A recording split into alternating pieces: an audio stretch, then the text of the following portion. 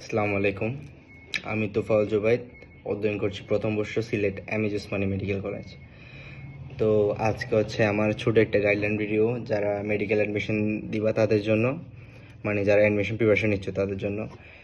তো আজকের পয়েন্টগুলো হচ্ছে মেইনলি, তুমি এগুলা যে ফলো না করলে তোমার চান্স হবে না এরকম না, কিন্তু এগুলো যদি ফলো করো তোমার চান্স পাওয়ার সম্ভাবনা অনেকটাই বেড়ে যাবে। তো আমাদের সময় যেহেতু কম, সবাই পড়ালেখায় ব্যস্ত, তো শুরু করি। প্রথম পয়েন্ট হচ্ছে, আমাদের তো মেইনলি হচ্ছে 3 মাসে অনেকগুলো, মানে ওই একাডেমিক আর অ্যাডমিশন ফেজের পড়ালেখা অনেক ডিফারেন্স, যেহেতু আমাদের অনেক তাড়াতাড়ি পড়া লাগে। সরি,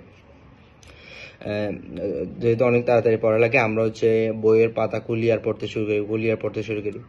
আর হয় কি, মেডিকেল অ্যাডমিশনের প্রশ্ন এমনও কঠিন হয় না, অনেক ডিপ টেক হয় না এরকম, ডিপ টেক হয় এরকম না। মেডিকেল কোয়েশ্চেন ইজি হয় কিন্তু একটু ট্রিকি হয়। তো আমরা কি করি, পড়তে পড়তে আমরা ওই বইয়ের টপিকের হেডলাইনটাই পড়ি না। এটা হচ্ছে অনেক সময় হেডলাইন থেকে প্রশ্ন করে দেয়, যা আমাদের কাছে অনেক আনকমন হয়ে যায়, কিন্তু প্রশ্নটাই অনেক ইজি। তাই সবসময় চেষ্টা করবা রিডিং পড়ার সময় টপিক একটা শুরু করার আগে এই হেডলাইনটাও পড়া। তো ফার্স্ট পয়েন্ট গেল। তারপর হচ্ছে সেকেন্ড পয়েন্ট, কোনো একটা পেজ রিডিং পড়তেছো, তুমি কোনো একটা জিনিস পাইছো যেটা বইয়ে এই সেম টাইপ জিনিস আর অনেকগুলো আছে। ধরো তুমি কোনো একটা জিনিসে পিএস পাইছো, কিন্তু বইয়ে তোমার অনেকগুলোর পিএসই আছে। তো তুমি ট্রাই করবা ওই পেজটাতে সব পিএস একসাথে লিখে নেওয়ার, ওই হাইলাইটার পেজ দিয়ে। তখন হবে কি, রিডিং দেওয়ার সময় তুমি যখন ওই পেজটা পড়বে, তোমার মাথায় দেখুন অন্য পেজের পিএসগুলো মাথায় আসবে, ওইটা কী ছিল ওইটা কী ছিল। তখন তুমি যদি একটা ভুলে যাও, তোমার পুরো কনফিডেন্স ব্রেক হয়ে যাবে। তাই তুমি ট্রাই করবা বইয়ের সব পিএস ওই পেজে নিয়ে আসা, ওই পেজে রিভাইজ দিও। যখন পরে অন্য পেজগুলো পড়বে, তখন তোমার তো মনে হবে হ্যাঁ এটা তো আগে পড়ছি, তখন কনফিডেন্স আরও গ্রো আপ করবে। তারপর হচ্ছে, হ্যাঁ, এবার হচ্ছে পরীক্ষায় দাগাবে কেমনে। সবসময় ট্রাই করবা সিরিয়ালি দাগানো, এক থেকে শুরু করবা, একসাথে শেষ করবা। একে দাগাইলা, দেন 30-এ দাগাইলা, দেন 60-এ দাগাইলা, এমন যাতে না হয়।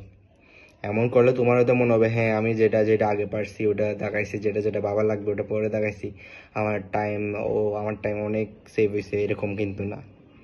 এরকম উল্টা হিতে বিপরীত হয়।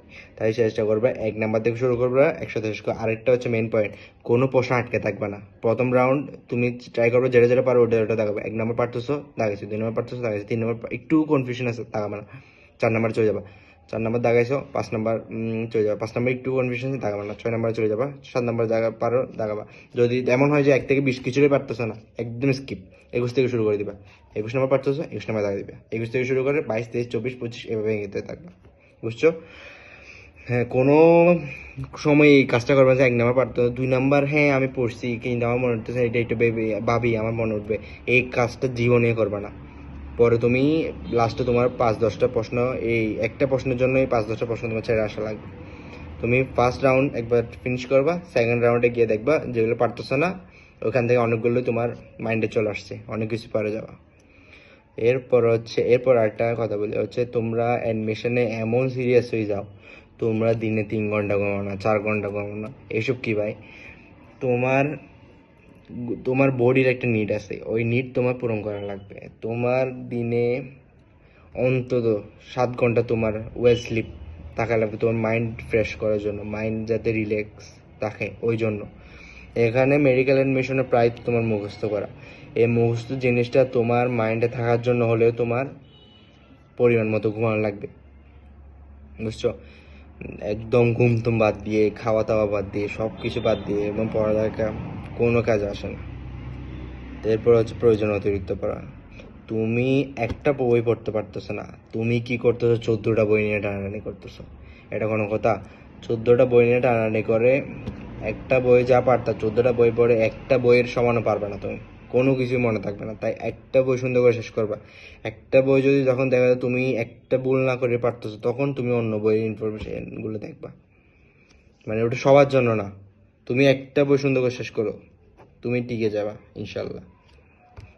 জাস্ট হ্যাঁ, বাইরের কিছু ইনফরমেশন লাগে যেগুলো মানে বারবার আসতে থাকে, ওরকম ওরকম কিছু ইনফরমেশন তো জানা লাগবে। ওটা বলতেছে তুমি 14টা বই যদি পুরো পড়তে যাও, তাহলে তো তুমি মানুষ না, হিউম্যান রোবট হয়ে যাবে।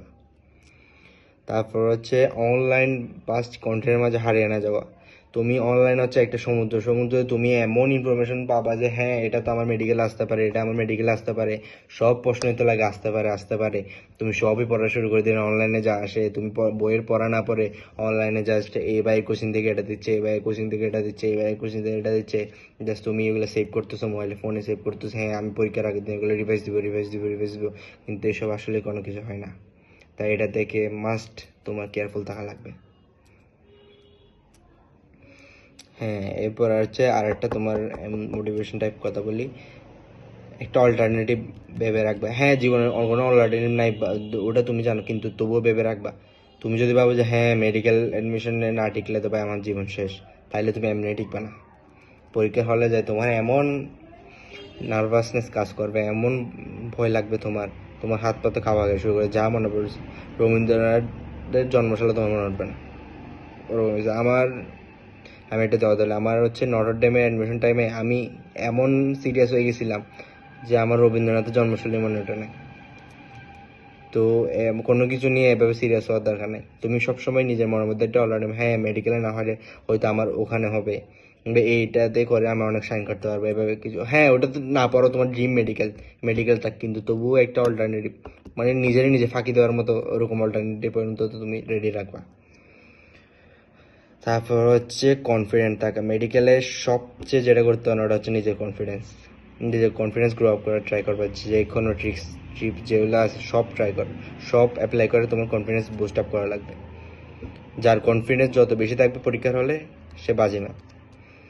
দেন হচ্ছে হ্যাঁ ওই বায়োলজি, কেমিস্ট্রি, ফিজিক্স সবাই পড়ে এইসব, মানে নাম্বার মোটামুটি সবার সেমই হয়।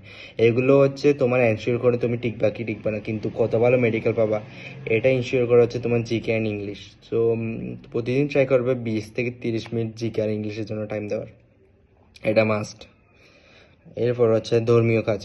তোমরা যে ধর্মের থাকো তোমরা ধর্মীয় কাজগুলো প্রতিদিন ট্রাই করার চেষ্টা করবা, কেননা তোমাকে এটা হচ্ছে তোমার লাইফটাকে একটা রুটিনের মধ্যে নিয়ে আসবে। যেমন মুসলিমদের করতে বলি, তুমি যদি প্রতিদিন ফজরের নামাজ পড়ো, এশার নামাজ পড়ো, অন্য ফরজ নামাজগুলো পড়ো, তোমার লাইফ পুরো একটা রুটিনের মধ্যে চলে আসবে। যে তুমি প্রতিদিন ফজরের নামাজ পড়তে বসতেছো, এশার নামাজ পড়ে ঘুমায় যাচ্ছ, এভাবে যদি তুমি প্রতিদিন কন্টিনিউ করতে থাকো তোমার লাইফ পুরো একটা রুটিনের মধ্যে চলে আসবে। বা যেভাবে সাজাতে পারো আর কি, ওটা এমনি বললাম, জাস্ট এক্সাম্পল দিলাম। অন্য ধর্মাবলম্বী যারা আছে তারাও তোমাদের ধর্মের কাজগুলো প্রতিদিন করার চেষ্টা করবে, দেখবে তোমার লাইফ একটা রুটিনের মধ্যে চলে আসছে। আর একটা হ্যাঁ এটাও তোমার কনফিডেন্স বাড়ে, ধর্মীয় কাজ করলে কনফিডেন্স বাড়ে, আর হচ্ছে মনে একটু রিল্যাক্স থাকে। তো আর কোনো পয়েন্ট নেই আমার এমনি। তো তোমরা যারা প্রিপারেশন নিচ্ছ মেডিকেলের, তোমরা ট্রাই করো, ইনশাল্লাহ সবার আগামী পথ চলা সহজ হয়ে যাবে। সবার জন্য দোয়া রইল। আসসালামু আলাইকুম।